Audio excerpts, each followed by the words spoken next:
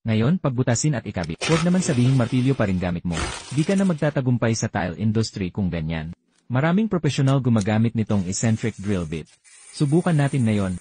Full ceramic tile bit 2. Parang papel lang ang dali butasin, walang kahirap-hirap.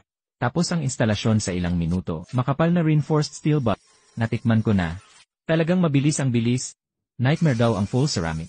Tingnan mo, drill bit na to kayang-kaya. Hindi ordinaryo tong drill bit. Eccentric blade na may mga ngipin. Espesyal ang cutting path nito. Mas malaki ang coverage sa pagputol. Super bilis magbutas. Sa ibang drill, ilang minuto bawat butas. Dito, ilang segundo lang. Maximum efficiency agad. Yung iba buong araw 800 lang. Ikaw malaki kita sa madaling paraan. Nasa gamit ang sikreto. Ordinaryong drill di kayang stainless. Ito kayang durugin ang makapal na metal.